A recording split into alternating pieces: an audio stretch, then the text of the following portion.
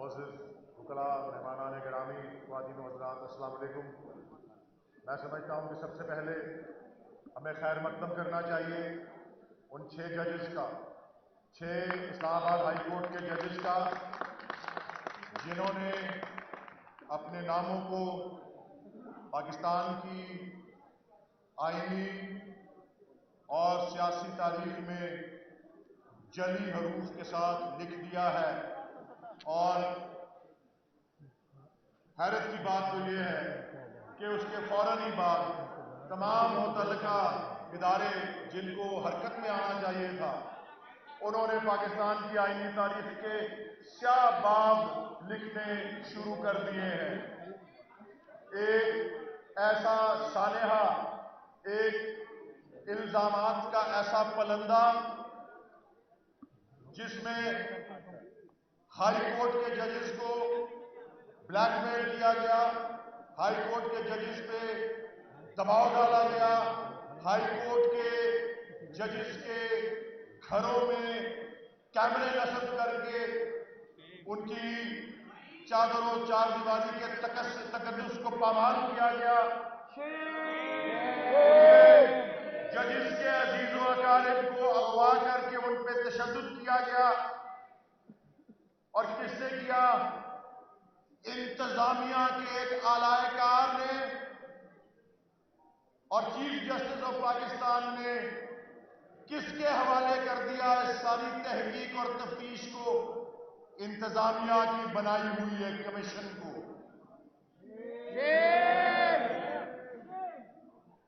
یہ تو مسیحا خودی موت کا سامان پیدا کرنے کے مترادف ہے۔ دوسری جنگ عظیم جب ہو رہی تھی تو برطانوی وزیر اعظم ونسٹن چرچل سے یہ پوچھا گیا، یا اس نے پوچھا اپنے معاونین سے کہ بم برس رہے ہیں، جیٹس آ رہے ہیں، گولیاں چل رہی ہیں، عمارتیں زمین بوس ہو رہی ہیں۔ دوسرے جنگ عظیم کے بھنور کے اندر انگلستان تھا، لیکن اس نے کہا کہ کیا ہماری عدلیہ فعال ہے؟ کیا ہماری عدالتیں چل رہی ہیں؟ جب جواب ملا ہاں چل رہی ہیں، تو اس نے اطمینان کا اظہار کیا کہ دوسری جنگ عظیم جیسی کیفیت کے اندر بھی اگر ایک ملک کی عدلیہ فعال ہو، عدلیہ مضبوط ہو، تو دنیا کی کوئی قوت بھی اس کو نقصان نہیں پہنچا سکتی۔ ہم نے اپنے عدلیہ کے وقار کو، اپنی عدلیہ کی آزادی کو، قانون کی حکمرانی کو، آئین کی بالادستی کو، جو اتنا بڑا خطرہ، جو اتنا بڑا اس پہ حملہ ہوا کہ قانون کی حکمرانی کے بجائے جنگل کا قانون اور مائٹ از رائٹ کی آواز جو ہے اس کے خلاف اٹھائی، باعزت 6 ہائی کورٹ کے ججز نے اس کو انتظامیہ کی صوابدید کے نظر کر دیا۔ سپریم کورٹ آف پاکستان کے لیے ضروری ہے کہ وہ خود بطور ایک ادارے کے اس میں ایکشن لے، طلب کرے وزیر اعظم کو، طلب کرے انتظامی اداروں کو، اور جواب لے ان سے، بجائے کہ بند کمروں کے اندر ان کے ساتھ میٹنگ کرے۔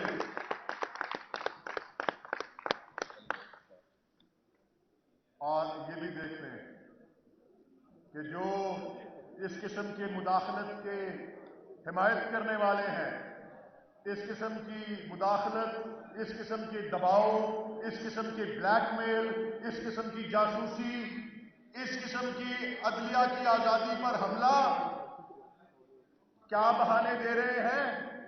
کیا بہانے دے رہے ہیں کہ کہاں تھے وہ 6 ججز جب جسٹس شوکت عزیز صدیقی کے اوپر کارروائی ہو رہی تھی؟ یہ بہانے دے رہے ہیں کہ یہ تو پہلے بھی ہوتا آیا ہے تو اب بھی ہونے دیں۔ یہ بہانے دے رہے ہیں کہ یہ 6 ججز جو ہیں یہ جانبدار ہیں اور کسی ایک سیاسی قوت کا ساتھ دینا چاہ رہے ہیں۔ یہ سب اس کو مسترد کرتے ہیں ہم۔ اور جس طرح سے 2 چیزوں پہ رہنمائی مانگی تھی ان ججز نے، ایک کہ ایک ملک گیر کنونشن کی جائے اعلیٰ عدلیہ کی، جس میں پاکستان بھر سے اس بات کا اندازہ لگ سکے کہ کس پیمانے کے اوپر یہ مداخلت ہو رہی ہے، کس پیمانے کے اوپر یہ بلیک میل، یہ تشدد اور یہ جاسوسی ہو رہی ہے۔ اور دوسری رہنمائی جو مانگی تھی وہ یہ تھی کہ ایسے حالات کے اندر ہمارا ضابطہ اخلاق خاموش ہے، ہمیں رہنمائی دی جائے۔ دونوں چیزوں کو انتظامیہ کی نظر کر دیا گیا۔ میں تو افسوس کے ساتھ اور مایوسی کے ساتھ، لیکن اس عزم کے ساتھ کہ وکلاء اس قسم کی جانبدارانہ تحقیقات نہیں ہونے دیں گے، میں حبیب جالب کے ان اشعار سے اجازت لیتا ہوں کہ دیپ جس کا محلات ہی میں جلے، چند لوگوں کی خوشیوں کو لے کر چلے، وہ جو سائے میں ہر مصلحت کے پلے، ایسے دستور کو صبح بے نور کو میں نہیں مانتا۔